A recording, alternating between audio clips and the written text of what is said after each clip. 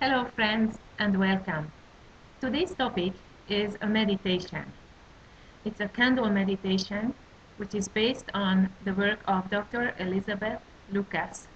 It appeared in this book, Alles fuegt sich und erfuellt sich, which means translated to English, everything is connected and gets fulfilled. It's about meaning in old age, meaning available at every stage of life. This book originally appeared in 1994. It has not been translated into English. It's one of those books that I got as a present from Dr. Lukas during my visit in 2000.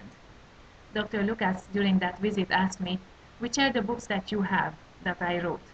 And she gave me actually a checklist of all her books. And I checkmarked the ones that I didn't have.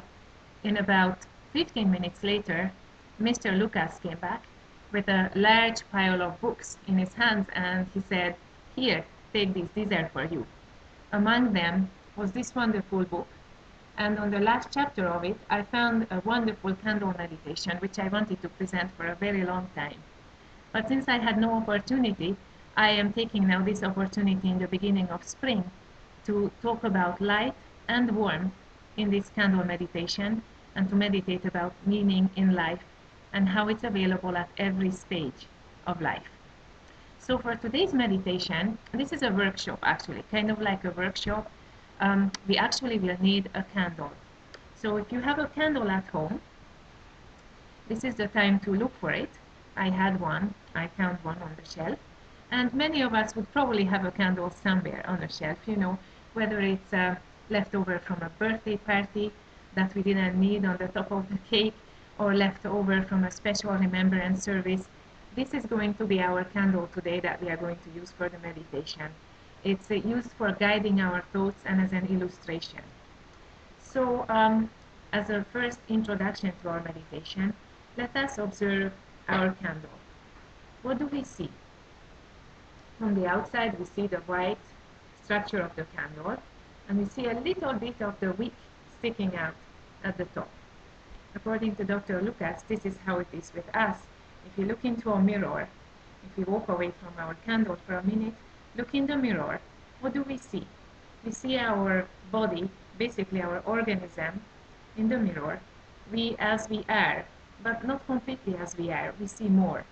We see a tiny bit of the spirit shining through our words, through our gestures, through our ways of being. So ourselves are like the candle. We have a body and a mind, but we are mostly this special part which cannot be seen too well, just a tiny little bit during our lives, which is really the spirit, the very essence of what makes the candle a candle, and what makes us, the dimension of the spirit. This dimension, like we said, is not visible in us, very little that we can see of spirit. Now, just along the lines of my own reflections, I would like to share with you, what would it be like if the spirit was not there? How do we know that the spirit is there? While I was working as a nurse, many times I have witnessed people passing away in the hospital and hospital beds. And it always struck me as a young nurse how the body of a deceased person looked so different from 5 minutes ago when I was able to interact with them. How it changed, not only in its appearance, but that the spirit was missing. The spirit was not there. The spirit was not with the body anymore. The spirit passed on into eternity. The spirit was present with us, but it was no longer expressing itself through the movements, talk, gesture of the body. And it always filled me with a little bit of kind of curiosity, a surprise, how different the body looked without the spirit. It was hard to imagine how 5 minutes ago the body was animated, or the body was still moving, how that little organism was still able to function, while the spirit was still there within.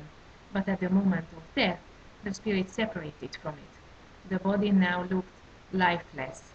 The vital organs, of course, stopped working, and that was the cause of course, death. The body looked unable to move. The body looked entirely different from when the person was alive. And of course, if one has cherished memories of the person, one appreciates Oh yes, that person filled the room with their presence. They were wonderful. They were everywhere. One misses them so much. One grasps the very essence of their being in their spirit. But yet one honors the body and the mind that are there in front of us, even at the moment of death. And later we honor and cherish the earthly remains of our beloved.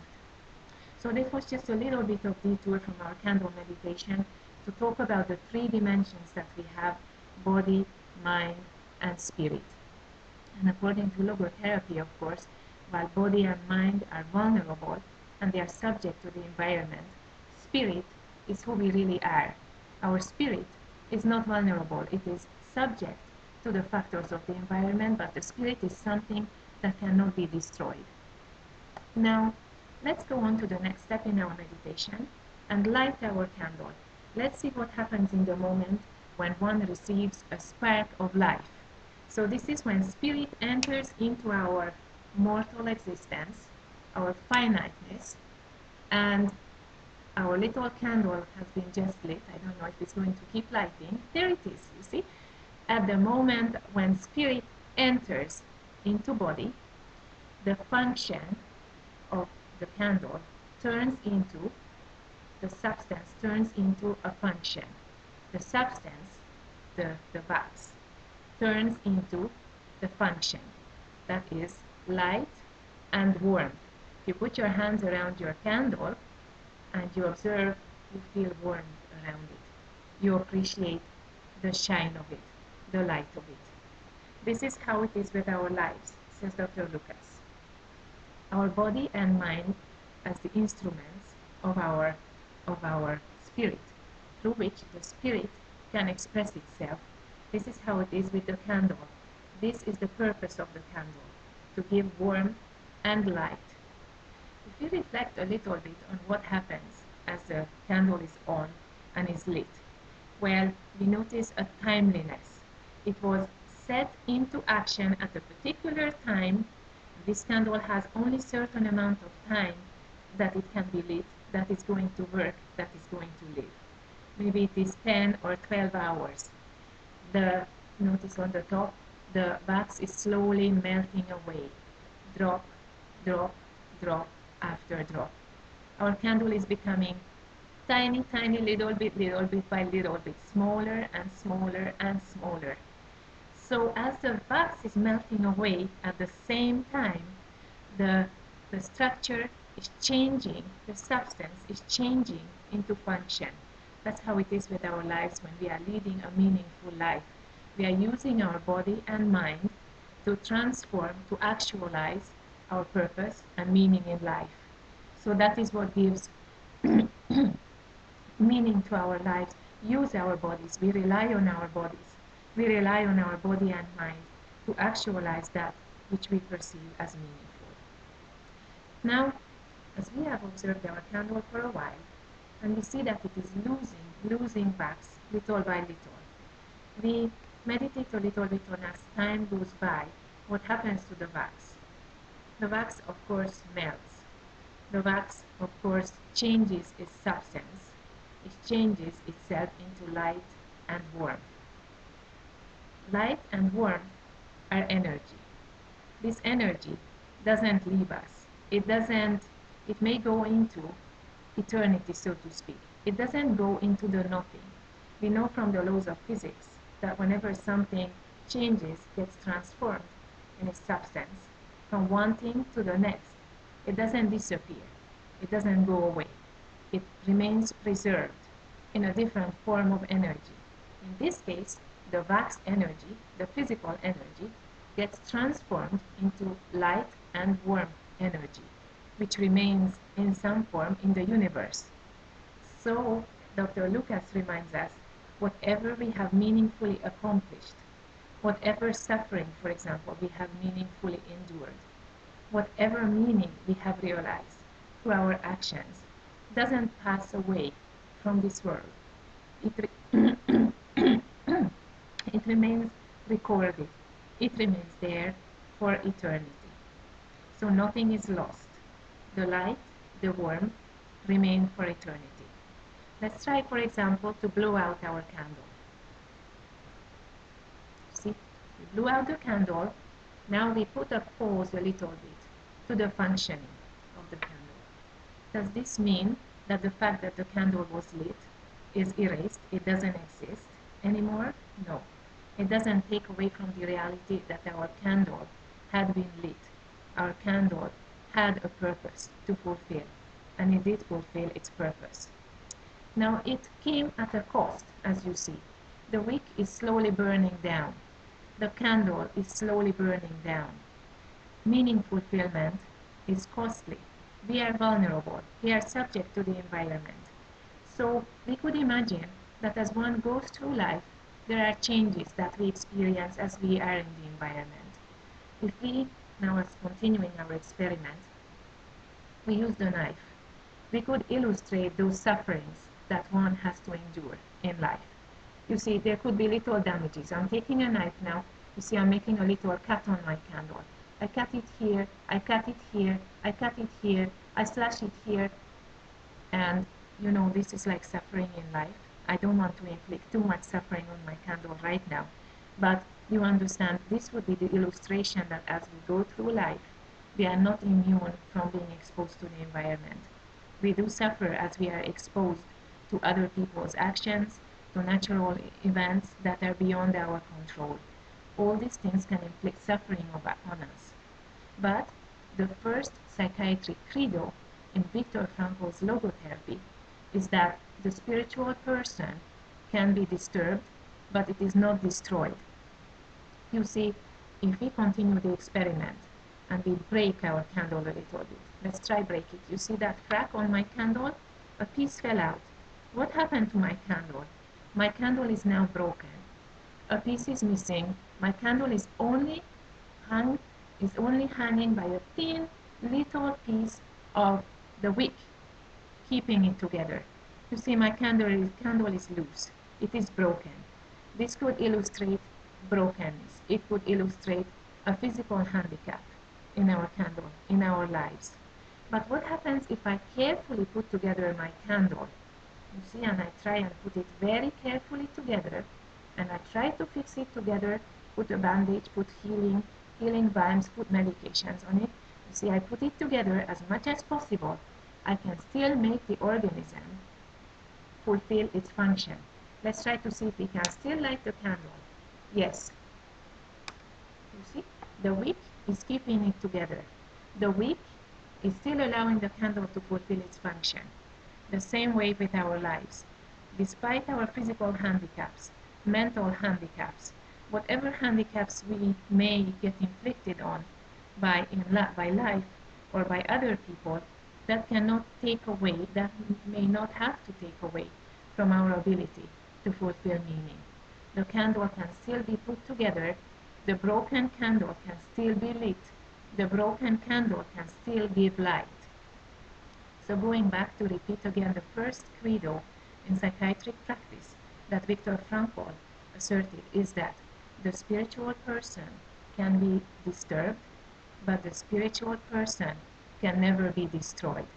We are always free to take a stand toward our circumstances, and despite our handicaps, despite our vulnerabilities, despite our injuries, despite our hurts, we are still able to fulfill a meaningful purpose in life. Now, in order to continue our meditation, we are going to go to the next step, and we are going to extinguish our candle for a while and just think in our thoughts. What would happen if someone else came to our house and saw our candle extinguished like this? They would not know that our candle was lit. In fact, maybe we could put our candle away so they would have no way of seeing our candle. Would that mean that our candle did not have its purpose? It did not fulfill its purpose for a while? No, it does not negate the fact that our candle had a purposeful and meaningful place here in our meditation on our table today. What would happen, taking our meditation to the next level, to our next step, what would happen if we ourselves put our candle to another room and we lit it there, we closed the door, and we forgot about it. Would that negate the fact that the candle is fulfilling a purposeful place in our meditation? No, it would not. In the similar way, nothing and nobody can erase the sufferings we have endured in a meaningful way. Nothing and nobody can erase the meanings we have fulfilled. Here is our candle back now. So the fulfillment of meaning, Dr. Lukas asserts, does not depend on someone else knowing if we have lived a meaningful life. It doesn't depend even on our own remembering if we have lived a meaningful life. Everything that we have done, everything that we have meaningfully suffered through, everything that we have meaningfully accomplished remains recorded in eternity, forever and ever, and it remains known. It remains a fact, even if no one remembers it, even if not even ourselves remember it. And through the dimension of the spirit, the noetic dimension, who we really are, we are called to live a meaningful life, a bright, light, warm of a life, to be of light to others, to be of warmth to others. This is the purpose of our lives. To give to others, to be a light to others, to be the warmth to others. That's the invitation. And not to cry after the bucks that we are losing. If we can think a little bit about, our bucks slowly going away, but we have been able to give light and warmth. First we could say, well, yes, it's sad that the bucks have gone away. Yes, it's sad that with time we are losing a bit from our vitality. Yet that vitality, that life strength, has been turned into something that we gave into the world that no one and nothing can take away or erase.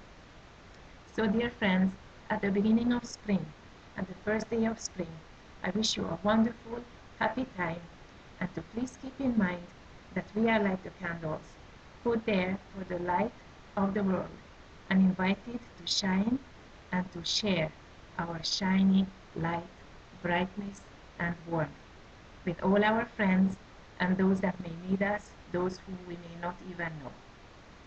So I wish you wonderful journeys and wonderful times in offering your light and being a shiny, lighting witness to the world of meaning in our lives. Thank you very much. Bye for now.